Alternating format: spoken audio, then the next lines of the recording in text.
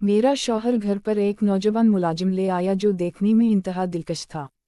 मैं जैसे ही इसे देखती तो मेरी रगों में गर्म लहर दौड़ जाती। इसकी जवानी देखकर मेरा दिल धड़कता था। पहली ही मुलाकात में मेरा दिल इस पर आ गया था।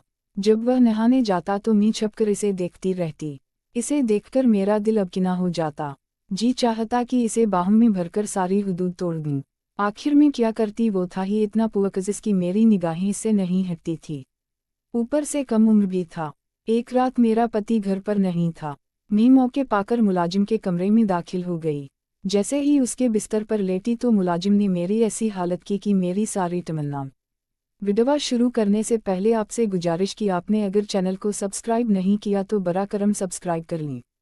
दोस्तों, आज की कहानी बहुत दिलचस्प है, आखिर तक जरूर सुनाग, बहुत लुत्फ़ आने वाला है।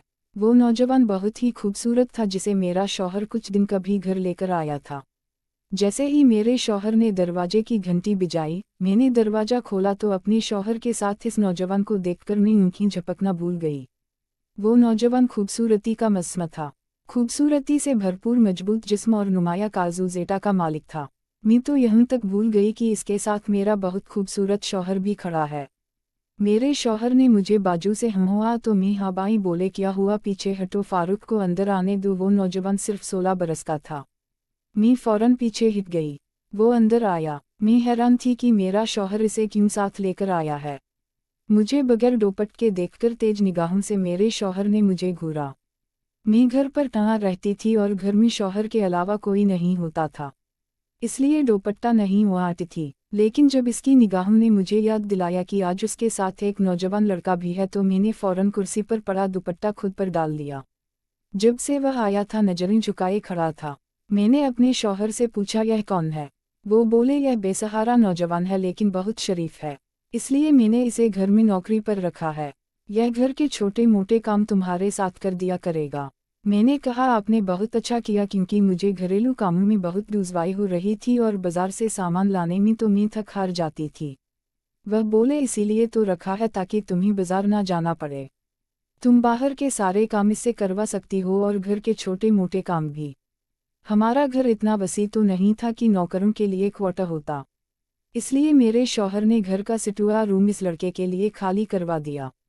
मेरे शौहर ने वहीं एक पलंग रखा और पंखा भी लगा दिया। फिर एक प्लेट में खाना डालकर वह भी सिटुआ रूम में दे दिया।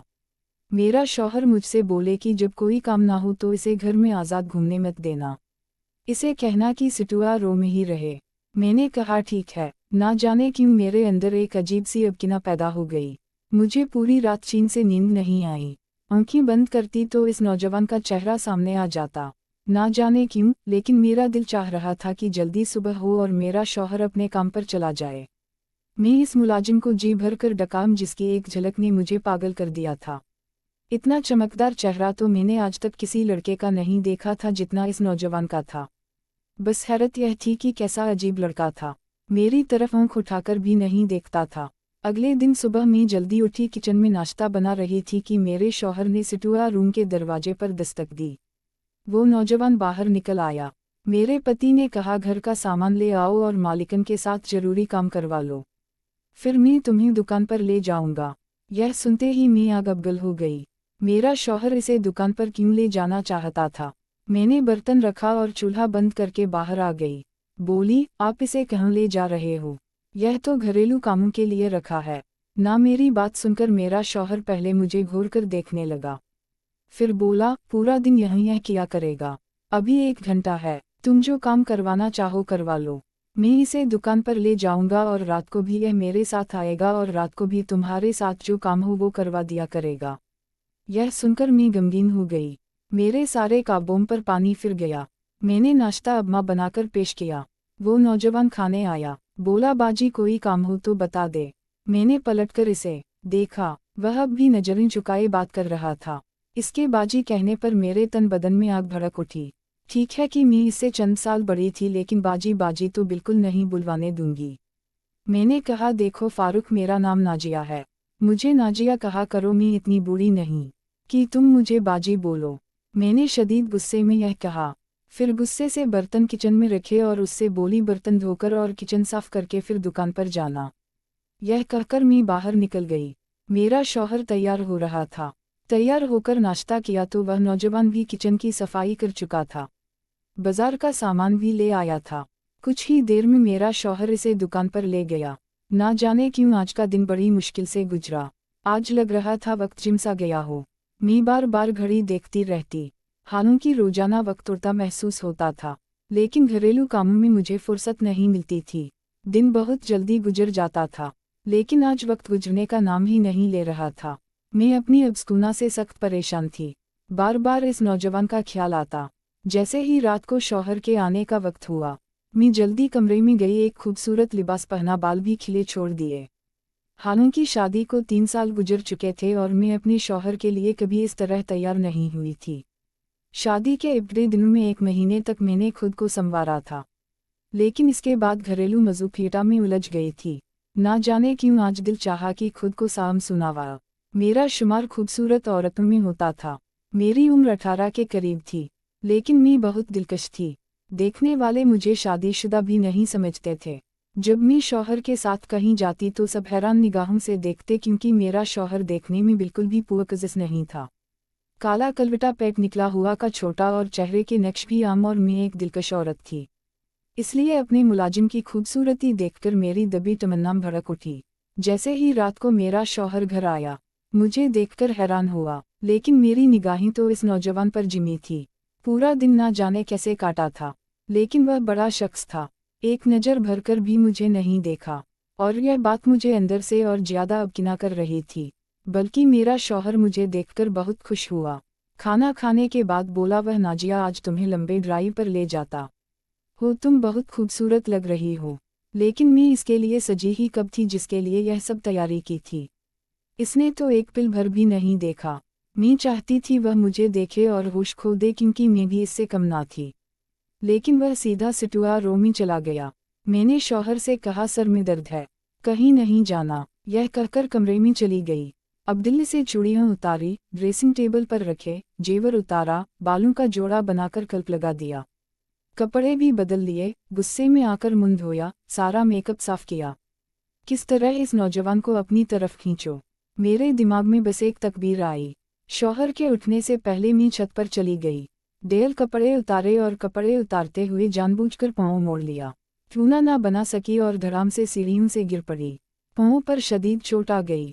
घटना भी सूझ गया। मैं रोने चलाने लगी। मेरा शौहर और वो नौजवान लड़का दोनों कमरों से निकले। सीढ़ियों के नीचे देखा तो बोले, क्या हुआ नाजिया? मैंने कहा, पाँव टूट गया है। जब वो मुझे खड़ा करने लगे तो मेरी चीखें निकलने लगे। मैं वाकई पाँव की हड्डी तोड़ चुकी थी। मेरा शौहर मुझे सहारा देते हुए गाड़ी में बिठाकर अस्पताल ले गया। डॉक्टर ने बताया हड्डी टूट गई है, प्लास्टर बांध दिया और मैं बेड पर लेट गई। मेरा पति बहुत परेशान था। बोला, अब मैं काम पर कैसे जाऊँ? ऐसा करता हूँ, इस लड़के को भेज देता हूँ। फिर बोला, इसे दुकान पर गए कितने दिन हुए हैं, इसे दुकानदारी का इल्म भी नहीं।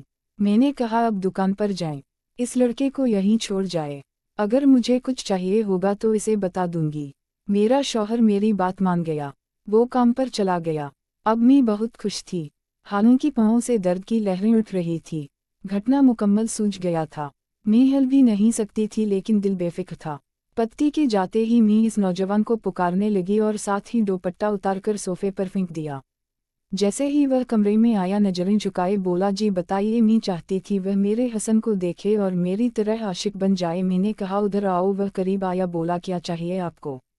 वैसे मैंने खाना बना दिया है, मुझे खाना पकाना भी नहीं आता था और किचन के साथ घर की सफाई भी कर दी है। मैंने कहा, उधर बैठो। यह सुनकर उसकी नज़रें मुझ पर पड़ी, लेकिन फ़ौरन फेरने और चंद कदम पीछे हट गया। बोला, अगर कुछ चाहिए तो बता दी। यह सुनकर मुझे सख्त गुस्सा आया। मैंने कहा, पाँव में शदीद दर्द है और कमरे में घुटन हो रही है, मुझे सहने बैठना है, सहारा देकर बाहर बिठा दो। मैं चाहती थी वो करीब आए। यह सुनकर वो हैरान हुआ। बोला, मैं ऐसा नहीं कर सकता, रात को साहिब आएंगे तो वह बिठा देंगे। यह कहकर कमरे से निकल गया। मुझे इस पर जी भरकर गुस्सा आया। वो समझता क्या है, जितना मैं इसके करीब जाने के बहाने ढूंढती थी, वो मुझसे इतना कतराता था। लेकिन एक बार मुझे मौका मिल ही गया। जैसे ही मेरा शौहर काम के लिए निकला, मैं जानबूझकर चलाने लगी, जैसे गिर गई हो। बेड का सहारा लेकर जमीन पर बैठी और एक तकिया भी एक तरफ फेंक दिया, जैसे बेड से गिर गई हो।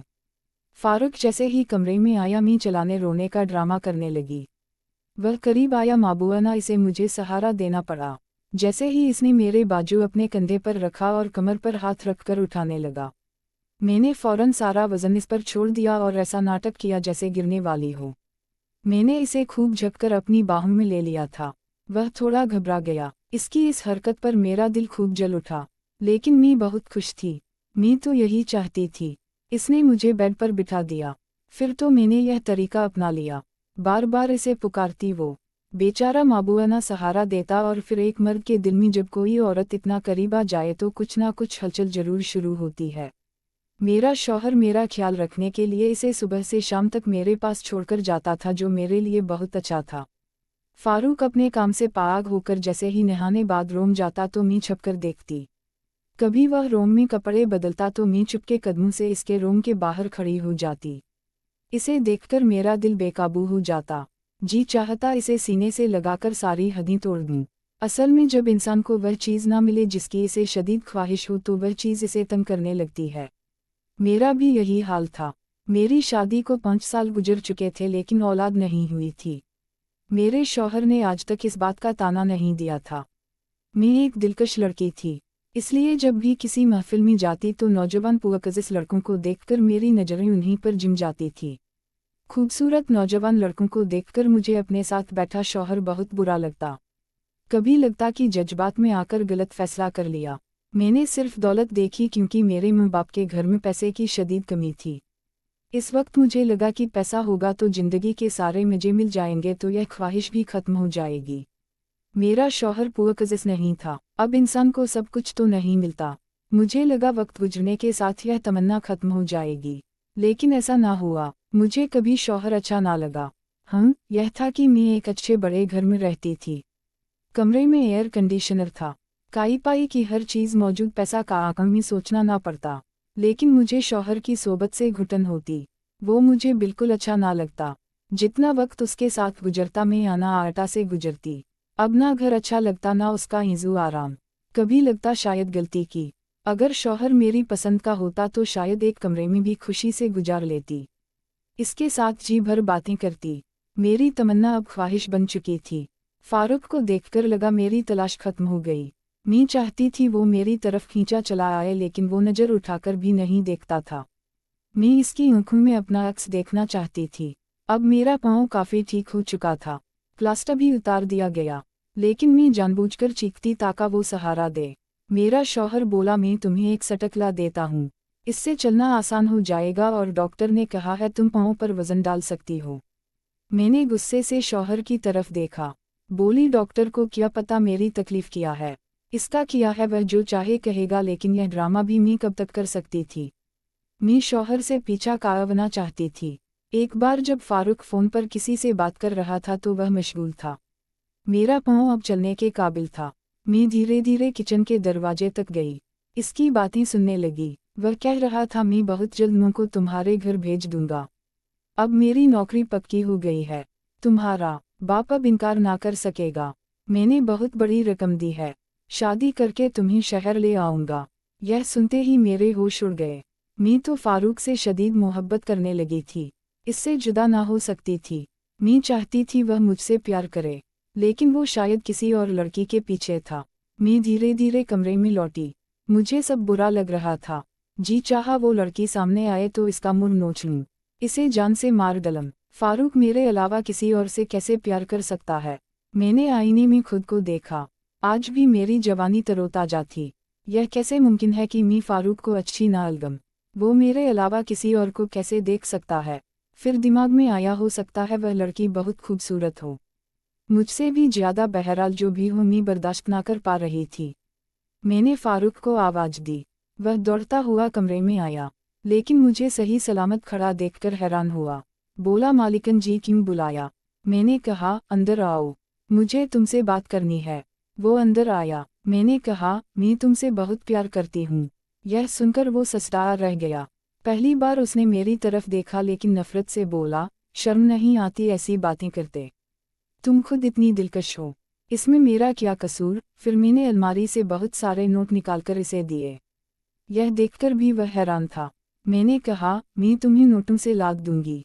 अगर तुम मेरी तमन्ना पूरी करोगे तो मेरी बात अभी यहाँ तक पहुंची थी कि इसने जोरदार तमाचा मेरे गाल पर दे मारा।